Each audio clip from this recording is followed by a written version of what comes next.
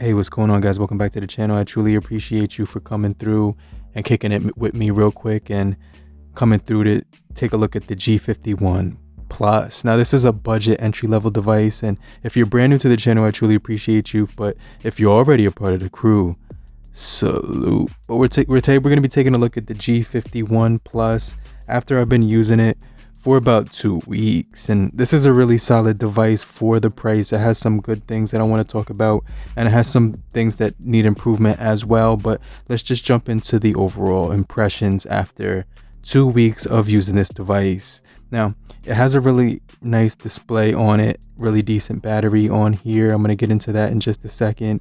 I'm going to also get into the cameras as well, but this is a 6.5 inch display. It's going to be roughly 80% screen to body ratio with a 720 by 1600 pixel resolution and 20 by 9 ratio. As far as the PPI, it's 270 density and on here, so it's not going to be the most sharpest when you're looking at social media. Matter of fact, it's a 720 display, so when you're, especially Twitter, when you're looking through Twitter on this thing, or even Instagram, you're going to notice that there will be some blurry images on here. So that was one of the things that I didn't like. But the overall speed of this device is very adequate and very up to par with some of the other budget devices that I've tested in the past. And one of the things I like about this device is it will have a nice flow to it. It really does have a nice speed when you're browsing from app to app and you're going in between different apps and multitasking. We also do get split screen windows, so you can multitask with two different things at once. And this thing does have a 4000 milliamp hour battery, and that's one of the things that I really did like about this device, because with that 4000 milliamp hour battery, you're gonna get at least 2 days of use. Now, I just want to throw it out there that this does have a back removable cover on the back of here, so the back will slide off, and just in case you wanted to open up the back, and you can expand the storage in the back of there, as well as put 2 different SIM card slots. But one of the things I noticed is that when you open up the back of there will be screws where the battery is, so it's not actually a removable battery. It's a non-removable battery, but it does have a USB slot, which I wasn't too fond of. It's a micro USB slot, so I wish it was Type-C so that it was more compatible with some of my other I could use the Type-C cord like I usually like to do. But other than that, it was pretty decent when it came to the charging speeds. It's about 10 watts fast charging, so it's not fast charging, but it's regular charging with the standard 10 watts. So it's going to be pretty slow when it comes to the charging speeds. So I just want to let you guys know that if you're okay with slow charging speeds, micro USB, and things of that sort, and a 720 display,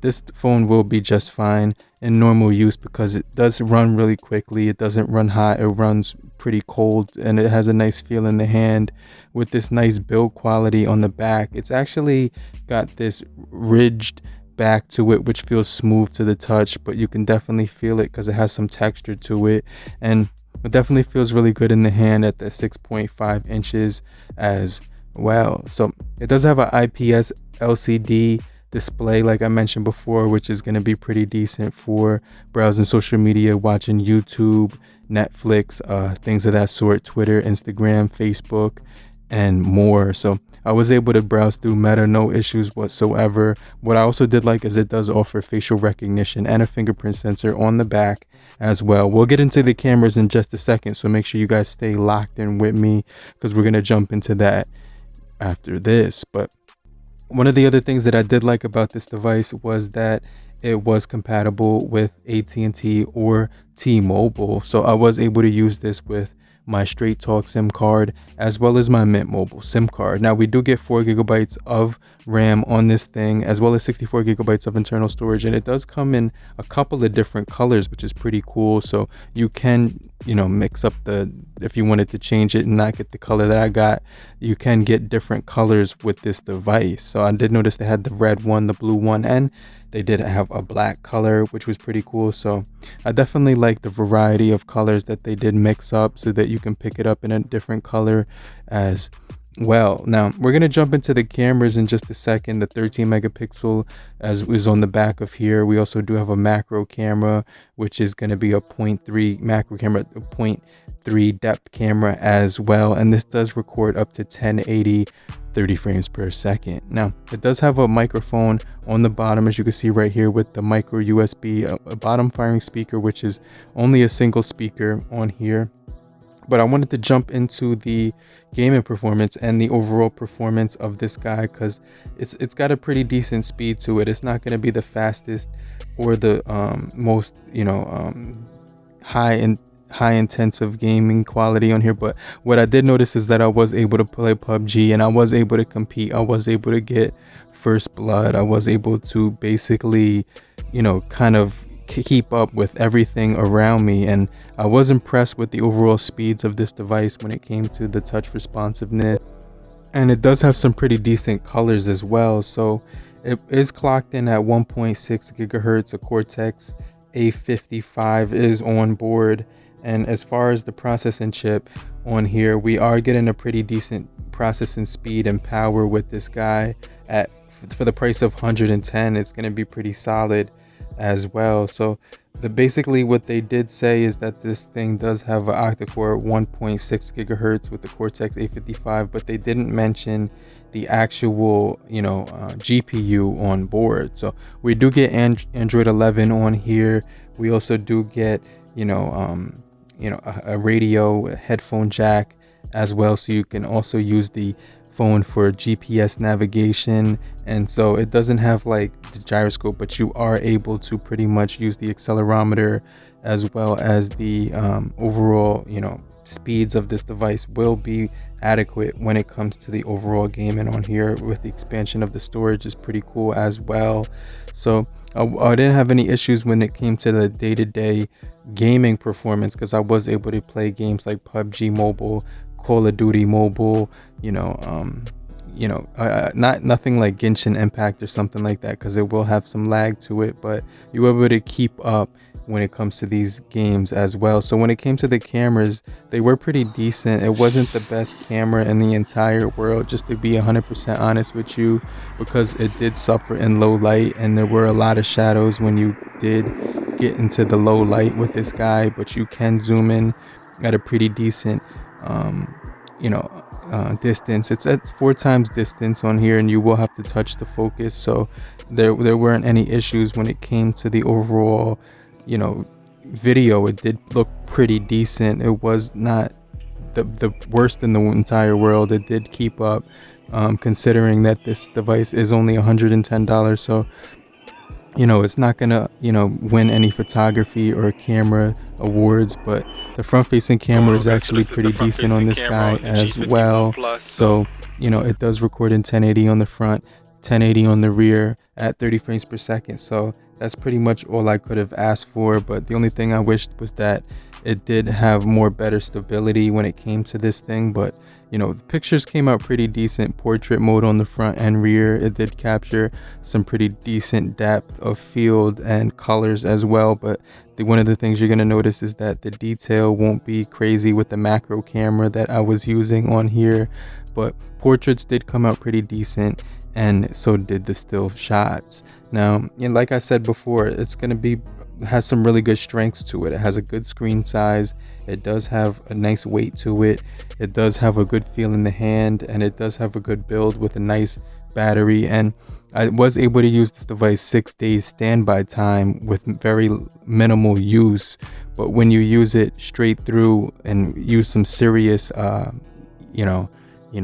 usage with this guy, you will get about 2 days tops. So I was pretty impressed with that as far as the standby time, because just having this device sitting around, and if you're not using it, it will last over 6 days, which was pretty impressive in my opinion. So that was pretty cool that it did offer that really nice battery life with the standby time. Decent screen on time. You could probably get like 6 to 7 hours with this thing.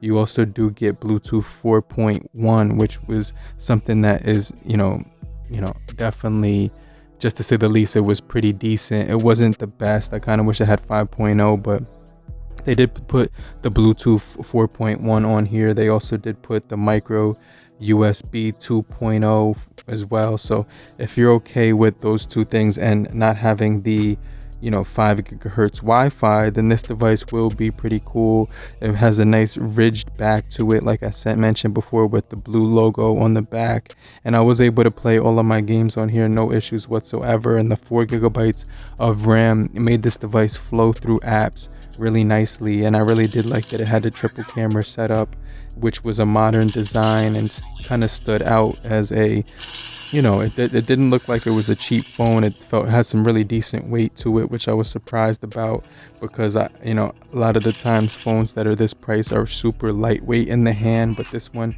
is about 200 grams of weight, 7.05 ounces if you convert that. And it does come in the black, blue, red, or the green. And if you're looking for a budget device that you can use, and maybe you're trying to save a little bit of money, or maybe cop a phone for a kid, or just as a present for somebody, or maybe for yourself as a secondary phone, this device will stand the test of time. It won't like last forever. It won't last for more than 3 years, but obviously it's going to be pretty decent for about 1 to 3 years if you're going to be using this device in the entry level price.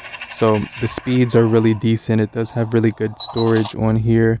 You can download most of your apps. I didn't have any issue running out of storage with this guy. And you can also expand the storage and increase the the size of the amount of storage that you have with the micro SD card slot as well. Social media did run pretty decent. Scrolling speeds on here were really nice, and I did like the fact that this did run Android 11. So I was pretty happy with the overall experience that I was getting with the BLU G51 PLUS, because it was a pretty decent experience. Now, when it came to Instagram, you will notice that it does look a little bit choppy when you're watching some of the videos on here. They're not going to be in that 1080 quality. It doesn't go up to 1080 like how it does on YouTube. On YouTube, you can watch 1080 video, but on Instagram, all of the content has like a choppy, not choppy, but like it's like a blocky. You can see the pixels on all of the people, but it's going to be a smooth video. When you're looking at the videos, it will look pretty smooth. The colors look really good, but it won't have the most sharpest pixels. It's a little bit pixelated is what I'm trying to say when you're scrolling through the social media on Instagram. So I just want to mention that. But I really like the overall design of this guy. It has a really nice feel in the hand and nice weight to it. The cameras don't protrude out from the back too much, and you do get a decent flow with this device's software. I was able to update this thing to the February 2022 patch once I started using it, and I noticed that I was able to get through all my apps, listen to music on here, and it was a pretty decent experience. So I was impressed with the overall experience when I was using this guy, because it had a nice feel to it in the hand, and it also had a nice flow to it when I was browsing through it. So if you're okay with the 720 pixels density on Instagram, and then that's pretty much going to be the main thing that I just want to throw out there. But I hope you guys found this video informative, useful, or helpful to you in the least bit possible. If you did find it possible, please hit the like button. Every single like helps the channel. But I'm going to get right back with you. I'll show up in the comment section, and then I'll check you guys later. Peace. Later, crew.